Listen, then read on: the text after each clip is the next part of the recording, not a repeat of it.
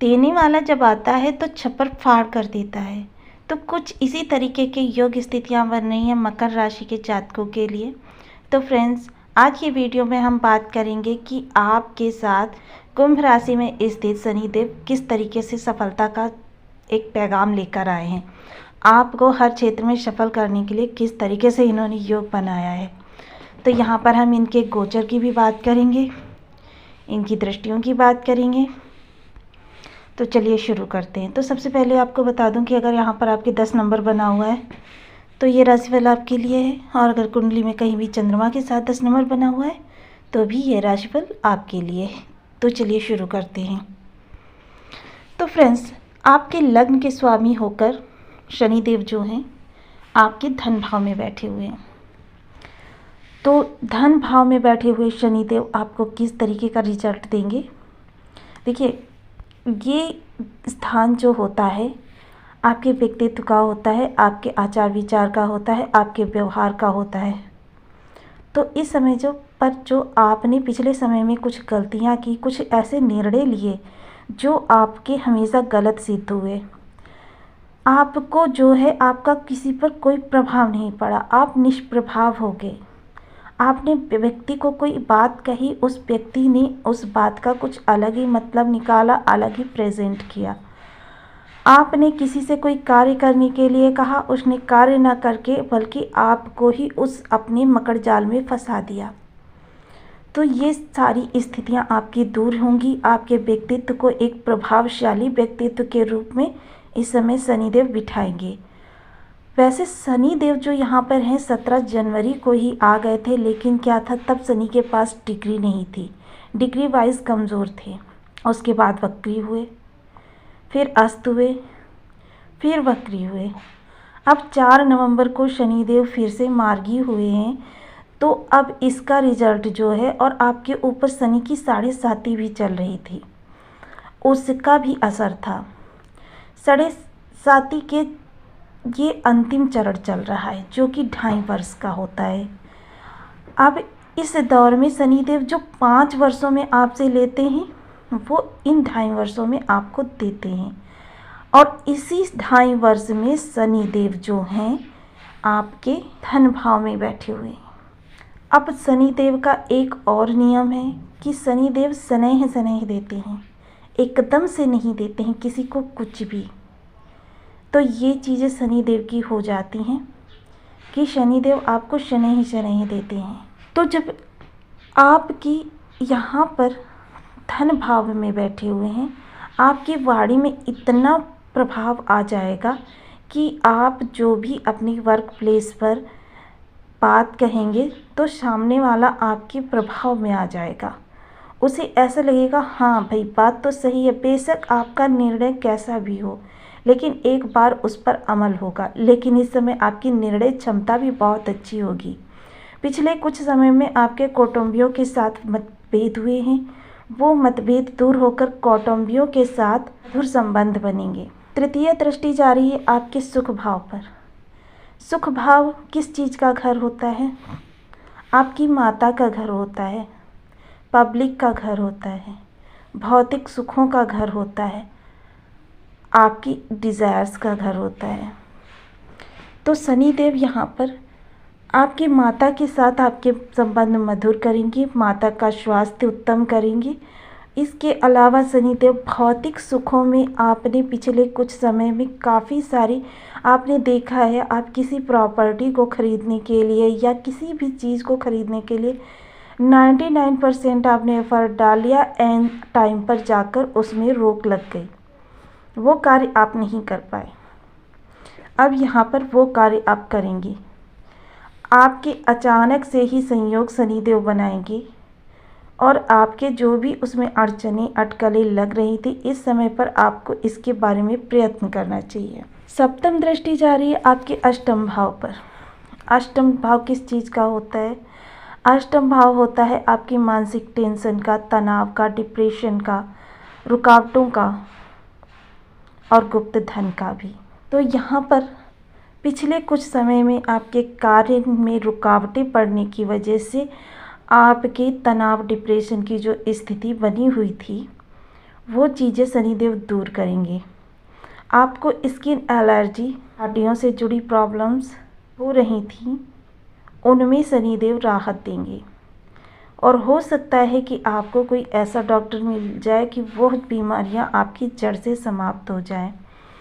अगर कहीं पर आपका फंसा हुआ धन है जिसे आप शायद भूल भी चुके हैं, वह आपको मिल जाए, या फिर पैतृक संपत्ति जिसके बारे में आपको ज्ञान भी नहीं है, वह पैतृक संपत्ति आपको मिल जाए। आपने पिछले कुछ समय में कुछ ऐसा हुआ है कि आपके पैतृक संपत्ति से जुड़े अगर कोई विवाद हुए हैं, उन विवादों में आपको इस समय पर विजय प्राप्त होती हुई दिख रही है। अब शनिदेव की दशम दृष्टि कहाँ जा रही है? आपके लाभ भाव पर। अगर पिछले कुछ समय से आप बेरोज़गार थे तो ये समय बहुत उत्तम है आपको रोज़गार के अवसर की तलाश करने के लिए।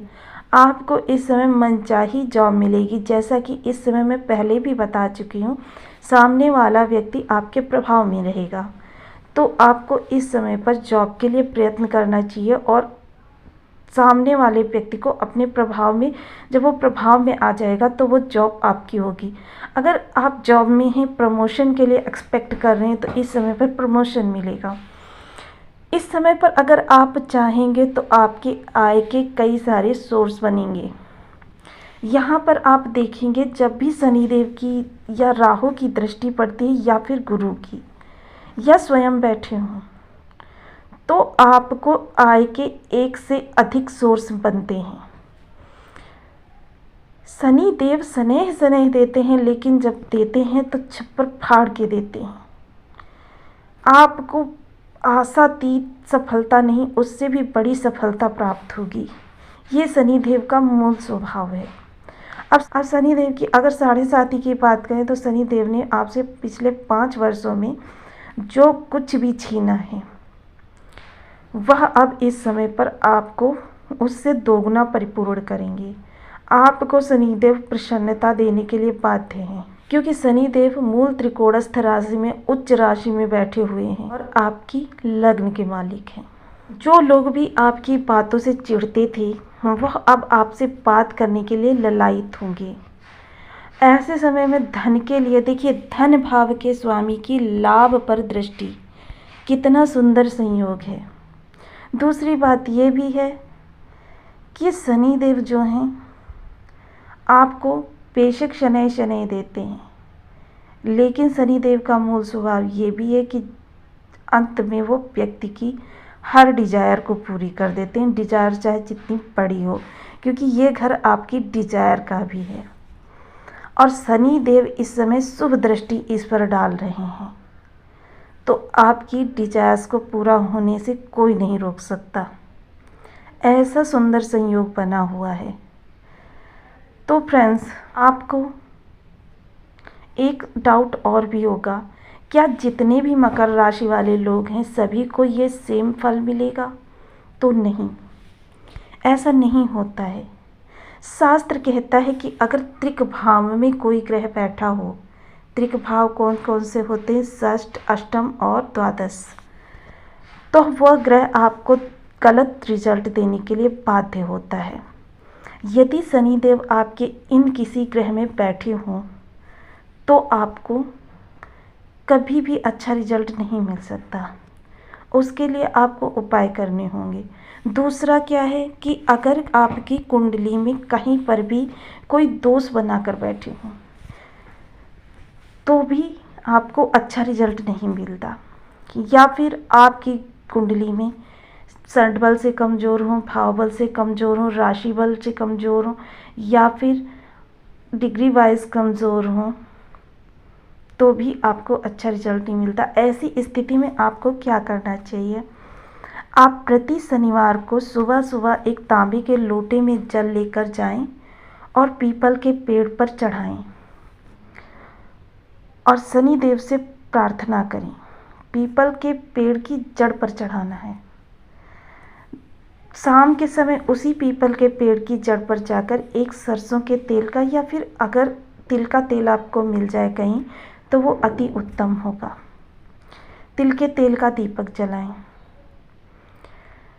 अगर आपके इन किसी भाव में शनिदेव बैठे हुए हैं तो आपको क्या करना चाहिए, छायादान करना चाहिए। छायादान क्या होता है? छायादान होता है जब आप सरसों के तेल को किसी बर्तन में लें और उसमें अपना चेहरा देखकर किसी व्यक्ति को दान करें।